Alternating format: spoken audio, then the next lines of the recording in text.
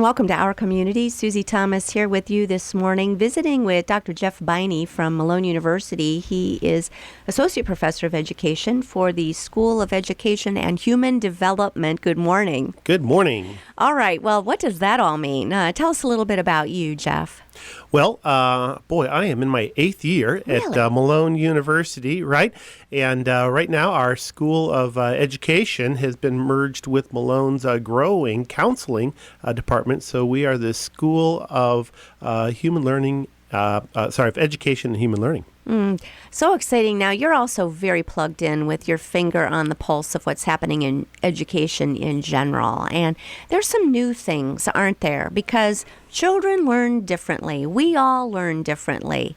And there's a way to meet the needs of those who are gifted in different areas, and as well as those who, children with, we would say, a learning disability or a child with some kind of an exceptionality.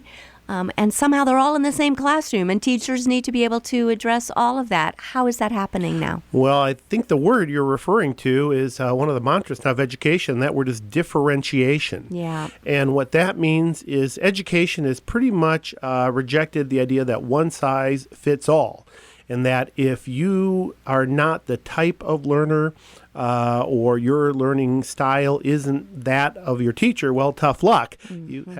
Now the burden is really falling on the educators to better understand the particular needs of each child. Maybe that child does not have an exceptionality. Well, still, though, there are a lot of things. Maybe there are socioeconomic differences that have an effect on learning.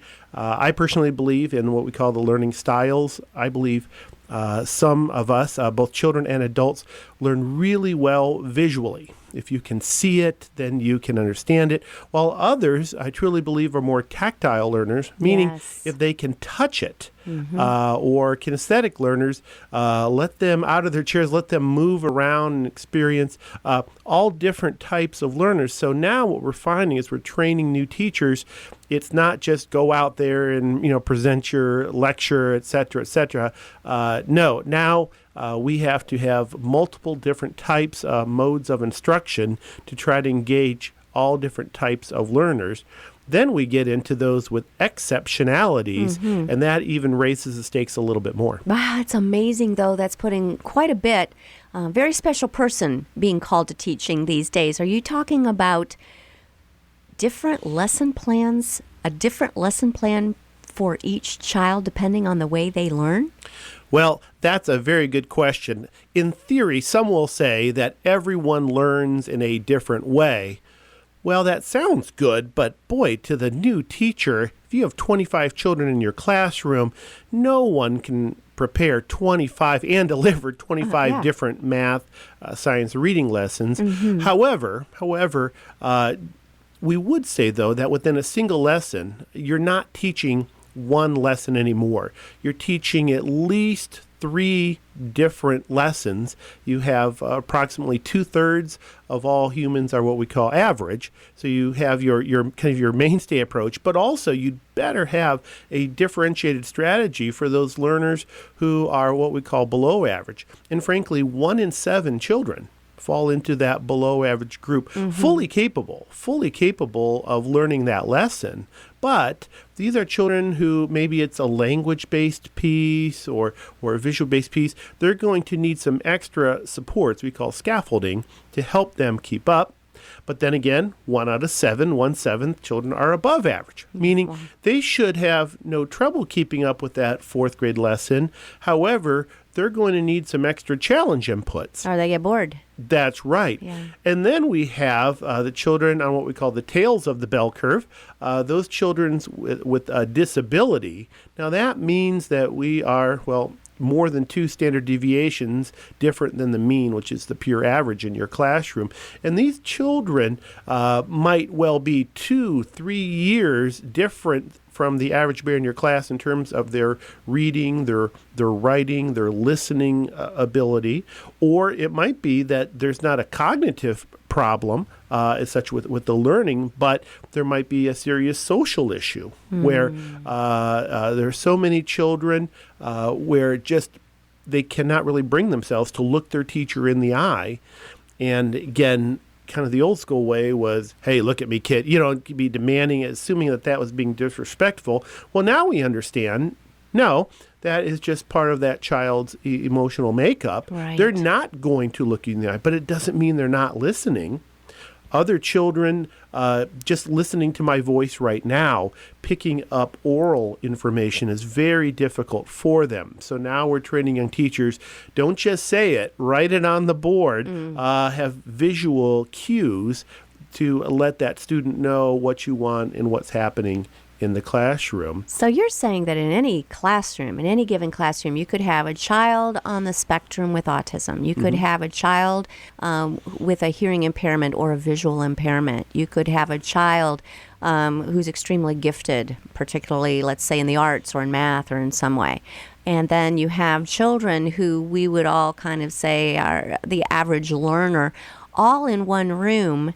And then each lesson plan has to in some way incorporate something that's going to reach each one. How are they doing this?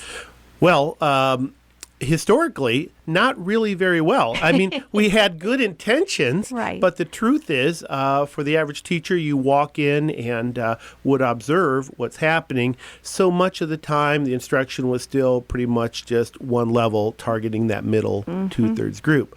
But now, just as we had profound changes in the late 1990s coming into the general ed classroom, I'm talking K to 12, just within the last 5 to 7 years, amazing changes are coming to higher education, where now our students, particularly when they're going into student teaching, they are being assessed not just by the Malone Education Department, but also these students are being assessed according to national standards. And these standards are just replete with demands for, is that lesson truly being differentiated? Can you actually demonstrate that you are perceiving the needs of the different types of learners? And is that affecting you? One thing, the idea of, okay, kids, we're just going to learn Monday through Thursday, and on Friday we'll have a quiz over this stuff. Those days are gone. Yeah. Now, every single lesson, and not just at the end of the lesson, but our student teachers are being taught, you need to be checking for understanding throughout that lesson. And then if a problem reveals itself, don't ignore it.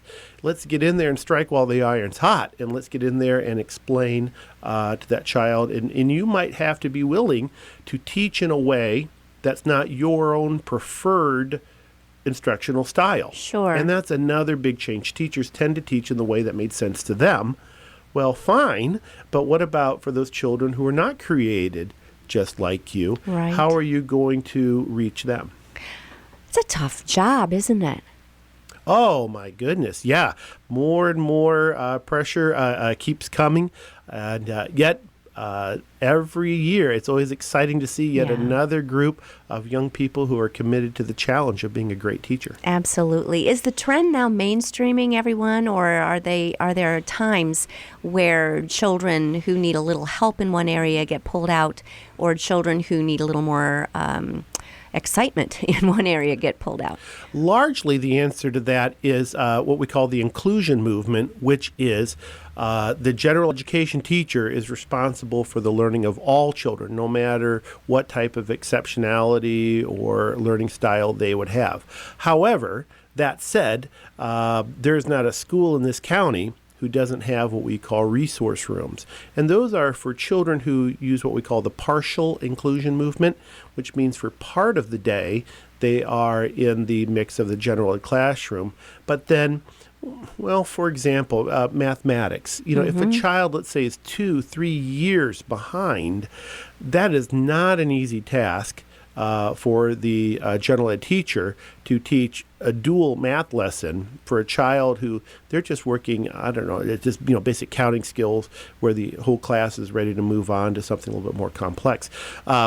So in those cases, sometimes that child is not in the general ed classroom, but for that period they are pulled out and they go to a different classroom, which we call a resource room, and they would receive more targeted instruction, usually on a more of a one-on-one or direct instruction basis to really specifically target their needs.